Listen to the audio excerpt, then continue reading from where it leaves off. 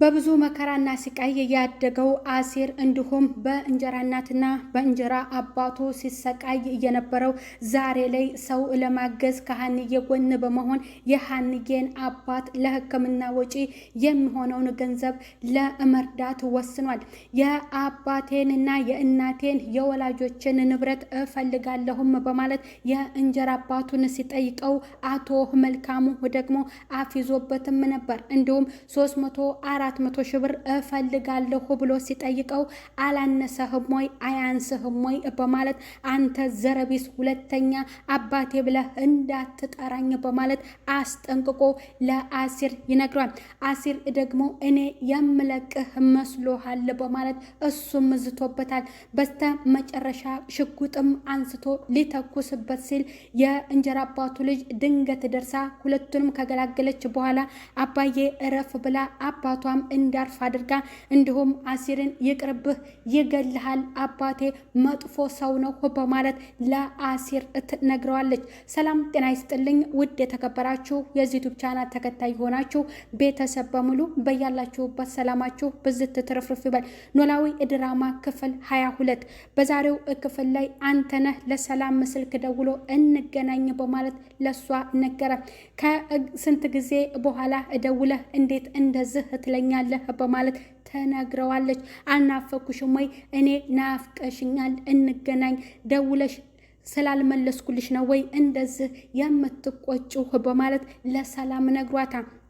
አስቤበት እነግርሃለሁ በማለት ስልኩን ትዘጋበታለች። ዛሬ ደግሞ ተነስቶባታል። ፈጣሪ ሆይ እርዳኝ በማለት አንተነህ አለ። ወደ ሀና ጋር ሄዳ ሀንዬ ስፈልግሽ የት ሄደሽ ነው? ልጁ እኮ ደወለ በማለት ለሀና ትነግራታለች። ሀና ማን ነው ልጁ በማለት ትቀልድባታለች። ምክንያቱም አንቺ እየቀለድሽብኝ ነዋ፣ አንተነህ ደወለ ምን አለች ታዲያ ስትላት እንገናኝ አለኝ በማለት ተነግራታለች።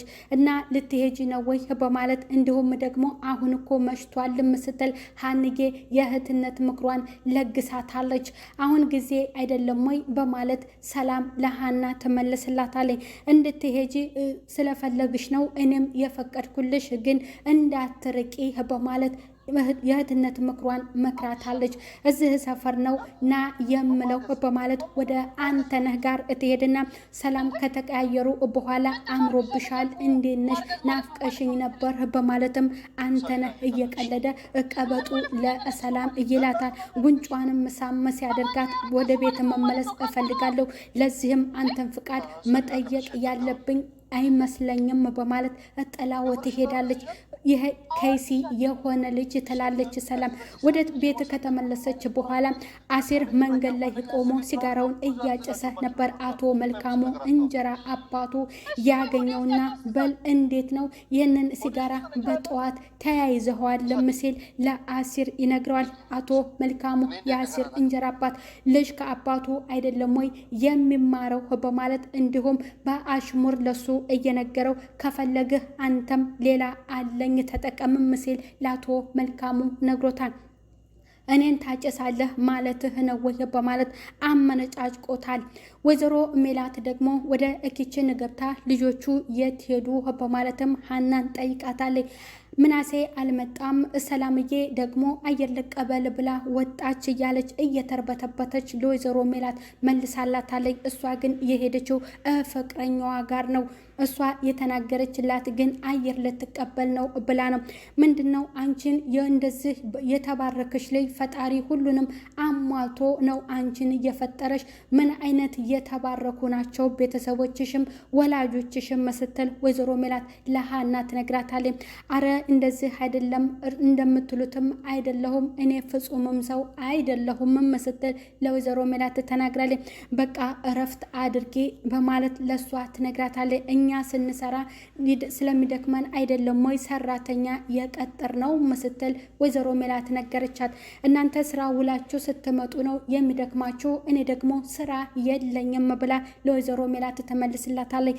ለሰራተኛ ያላቸው ክብር በጣም የተለየ ነው ደስ ይላል። ወይዘሮ ሜላት ሳሎን ቁጭ ብላ ከውጭ ከአንተነህ ጋር ስትመለስ እናቷን ቁጭ ብላ ታገኛታለች። ወደ ኪችን መግባት ፈልጋ ሀናን ማናገር ስትፈልግ ወዴት ነው በማለት እናት ልጇን ትጠይቃለች። ሀናን ፈልጊያት ነው ላናግራት ፈልጌ ነበር በማለት ስትላት ሀና እኮ ወደ ቤተሰቧ ጋር ሄዳለች በማለት ተመልስላታለች። በዚህ ሰዓት እንዴት ሄደች በማለትም ለእናቷ ሰላም ትመልሳለች። አይ በቃ ሂጂ አልኳት ሄደች በማለት ተመልስላታለች። አንቺ ግን የት ሄደች ነው በማለት እናት ልጇን ጠየቀች። ወደ ሱቅ ወጥቼ ነው ስትል ለእናቷ መለሰች። እንዴ ሀና እኮ ያለችኝ አየር ልቀበል ብላ ነው የወጣችው ነው ያለችኝ በማለት ለሰላም ስትመልስላት ሰላም እየተርበተበተች አዎ ሱቅ ነው ግን በዚያው አየር ልቀበል ብዬ ነው የወጣሁትም በማለት ለእናቷ ትመልሳለች። ወንድሟን ትጠይቃለች። ምናሴ የለም እንዴ በማለት ወንድሟን ስትጠይቅ ወይዘሮ ሜላት ደግሞ ክላሱ ነው በማለት ትጠይቃታለች። ምክንያቱም የቤት ስራ እየሰራም ይሆናልም ስትል መልሳላታለች። ምግብ አቅርበው እንደሚበሉ እዚጋ ተነጋገሩ። እሺ ብላ ሰላምም ተረጋጋች። ራሽን መጠበቅ አለብሽም ብላ እናት ልጇን ስትመክራት እማዬ ይህን ያክል እኮ የኔ በሽታ ከባድ አይደለም አታስቢም ስትል ለእሷ ትመልስላታለች።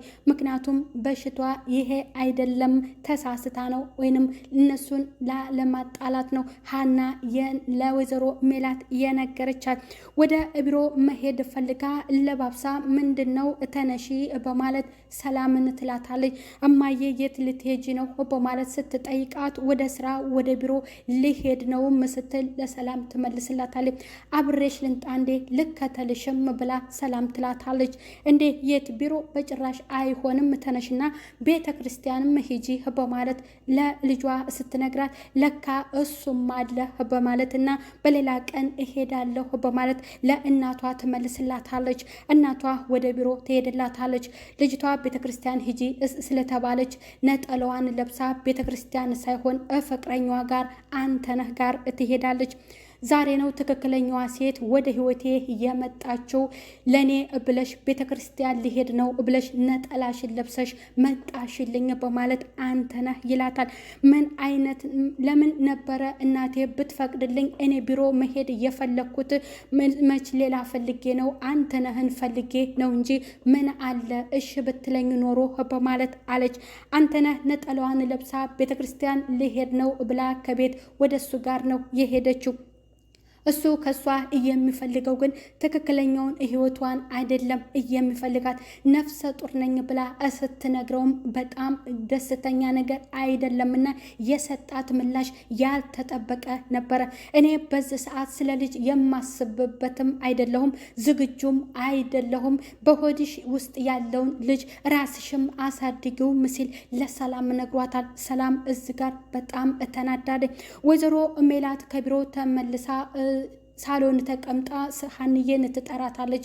ምግብ እፈልጋለሁኝ አልደረሰልሽም ወይም በማለት ስትጠይቃት ሰላሜ የት ሄዳ ነው በማለት ሀና ለወይዘሮ ሜላት ትነግራታለች። ቤተ ክርስቲያን ነው ብላ ነው የሄደችው በማለት ለሀና ስትመልስ ሰላም ቤተ ክርስቲያን ሄደች እንዲህ በማለት ትደነቃለች። ከመቼ ጀምሮ አይገርምሽም?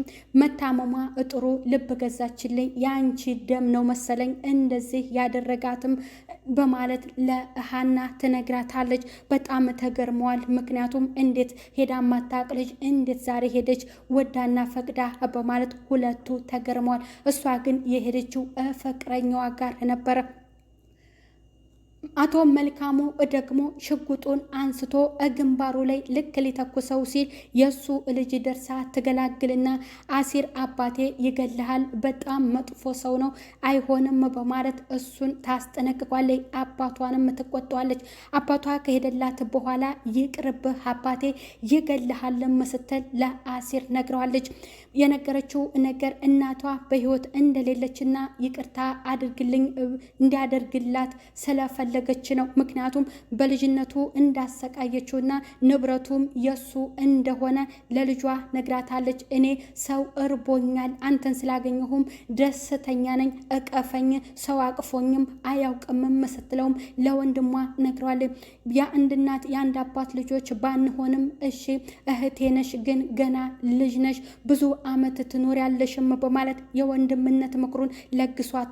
ስላገኘሁና ስለተዋወቅኩ በጣም ደስ ብሎኛል በማለት ለሱ ነግረዋለች። መጀመሪያ ስትተዋወቀው ግን መንገድ ላይ ቁጭ ብሎ ሰላም ስትለው እግዚአብሔር ይስጥሽ ነበር እያላት የኔ ብጤ መስለው፣ እሷ ግን ስለ እሱ ማወቅና አባቱ በሱ ላይ ሊፈጽምበት የነበረውን ድርጊት አንተና አባቴ ምንድነው የሚያገናኛችሁ በማለት ነበረ የሷ የነገረችው ለአሲር። ስምህ ማን ነው ብላ ጠይቃው ጆሮ በማለት ጠይቆ መልሶላት ነበረ። ስምህ ነው ወይ በማለት እሷም መልሳለት ነበር። ይህ የሚጠራበት የስራ ቦታው ስሙ ነው። እሷ እሱን ስላገኘችው በጣም ደስተኛ ናት። አሁን ብሞትም አይቆጨኝም፣ ግን ንብረት ፍለጋ ከሆነ የመጣኸው ይቅርብህ፣ አባቴ ይገልሃል፣ እኔ ነገሮቹን አጣርቼ እነግርሃለሁ በማለት ነግረዋለሁ። እኔ ንብረት ፈልጌ ሳይሆን ገንዘብ ፈልጌ ነው እየመጣሁትም ሲል ለሷ መልሶላታል። ወይዘሮ ሜላትም እንግዲህ ተረጋግታ በልጇ ባለችበት ጤንነት ላይ በጥሩ ደስ ብሏታል ማለት ነው። ሀንዬ የአንቺ ደም ነው ልጅን ልብ እንድትገዛ ያደረጋት በማለት ሀናንም አመስግናታለች። አሲር እዝቶበታል። በእንጀራ አባቱ ላይ የምለቀው መስሎሻል? አልለቀውም በማለት በሱ ላይ እዝቶበታል። ማስጠንቀቂያም ስጦታል። አንተ ዘረቢስ፣ አንተን ላይ አልፈልግም አባዬ ብለህ እንዳትጠራኝም ሲልም አስጠንቅቆታል። ምክንያቱም 300 ወይም 400 ሺህ ብር ስጠኝ በማለት ሲለው ቸግሮኛል ሲለው አፍ ይዞበታል። አያንስህም እንዴ በማለት ነበር እያለው። ይህ 400 ሺህ ብር ግን ለኖላዊ የሕክምና ወጪ ያሰበውና ሀንዬ ያለችበትን የተጨነቀችበትን ቦታ ስላየ እኔ የምችለውን ነገር አደርጋለሁ፣ አንቺም ወደ ስራሽ ተመለሺ፣ ሂጂ፣ አይዞሽ፣ እግዚአብሔር ያውቃል ነበር ያላት ሀንዬ። አንተነህና ሰላም ተቀጣጥረው አንድ ጋር እንደሆኑ እንደተቀመጡ እሷ ወጣ እንዳለች ስልኳን ይፈትሻል። ስልኳን እየፈተሸው የሀንዬን ስልክ ለመውሰድ መሰለኝ። ለምንድነው ስልኬን የምትፈትሸው? መታጠቧን ሳታው መብላቷን ሳታውቅ ታጠበች አሉ በማለት ተተርተበታለች። እኔ እንደጎዳሁሽ አውቃለሁኝ፣ ሌላ ህይወት ጀምረሽ እንደሆነ ብዬ ነው ሰላምዬ በማለት ለሷ መልሶላታል። ወይዘሮ ሜላት ሀናን አስጠንቅቃታለች። አንተነህን ተጠንቀቂ፣ እየደጋገመ ስለ አንቺ ይጠይቀኛል በማለት ለሷ ትነግራታለች። የት ሊያገኘኝ በማለት ሀንዬ ለወይዘሮ ሜላት መልሳላታለች። የቢሮ ሴቶችን ጨርሷቸዋል፣ እሱ ከባድ ሰው ነው፣ ተጠንቀቂ፣ አንቺን ማግኘት ከፈለገ ያገኝሻል በማለት ለሀና ትነግራታለች። እሷም የት ሊያገኘኝ ነው በማለትም ለወይዘሮ ሜላት መልሳላታለች። ልብ ያልገዛችው ሰላም ካረገዘችለት ልጅ ጋር እሷም ጽንሱን ከአስወርዳ መልሳ ወዳውና ፈቅዳው ከሱ ጋር መገናኘት ፈልጋለች። የሰላም የቀጣይዋ ህይወት ምን ይገጥማት ይሆን? የሰላም ቀጣይ ህይወትና የአሲር መጨነቅ ለሀንዬ ብሎ እየከፈለ ያለው ዋጋ እንዲሁም የእንጀራ አባቱ ያንን ገንዘብ ይሰጠው ይሆን? አዲሷስ እህቱ የእንጀራ አባቱ ልጅ ድንገት የተገናኙት እሷ ለአባቷ ትሆን ወይንስ ነገሮችን አጣርቼ እነግርሃለሁ፣ አባቴ ይገልሃል፣ ንብረቱን ፈልገ ከሆነ የመጣው ይቅርብህም በማለት አስጠንቀቀው ነበር። እውነትም ወደ ወላጆቹ ንብረት ፍለጋ አሲር ይሄድ ይሆን? አቶ መልካሙስ በአሲር ላይ ምን ይፈጽምበት ይሆን? የሰላም የቀጣይ ህይወቷስ ከአንተነህ ጋር ትገናኝ ሆኖ? እናቷ አሁን ላይ ጥሩ እንደሆነችላት ነው የምታውቀው። እሷ ግን ከጎዳት ሰው ጋር መልሳ ሊቆርጥላት አልቻለም። እዛው ናት ያለችው፣ ታገኘዋለች። ቀጣይ በሌላ ቪዲዮ እስከምንገናኝ በያላችሁበት ሰላም ቆዩ። ባይ ባይ።